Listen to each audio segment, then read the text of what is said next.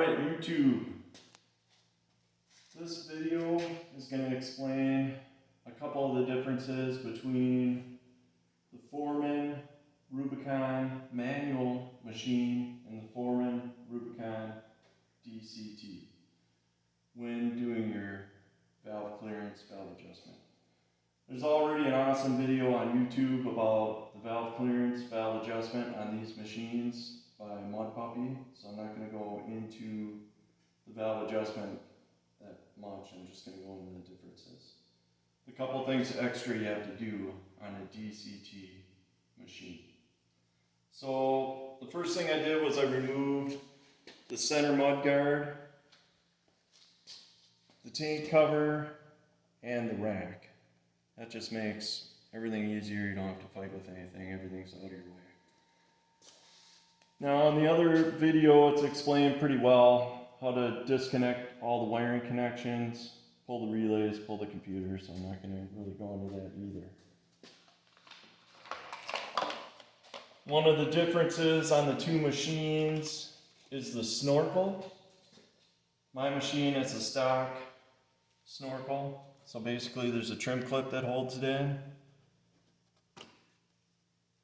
I've already loosened it up, and then there's a hose clamp that connects to the air box, and I've already loosened that also. And then you should be able to pull the snorkel out. Next difference between the two machines on the videos. Mine also has, with the DCT transmission, low gears. So you need to remove this shift lever, two 10mm bolts to be able to remove the tank. And you can just lay this off to the side.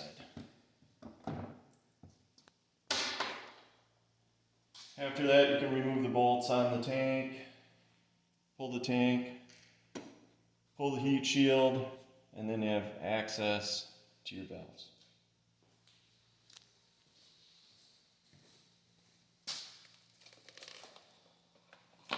Both machines, you need to be able to see that you're at top dead center.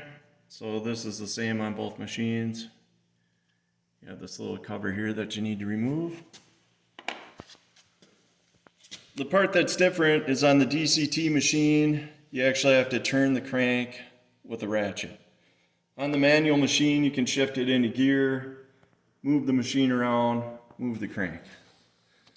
So on the back side of the motor, there's a cover plate with three 10mm bolts that covers the crank.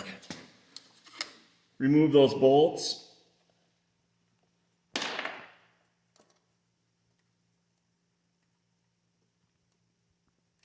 And the cover,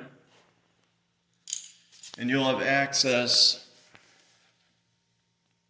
to the crank and use the 17mm ratchet to turn the crank and line up your top dead center marks. And that's basically it. That's the three differences. If you watch that video and this one, you should have no problem doing a valve adjustment on your Honda 500 Rubicon.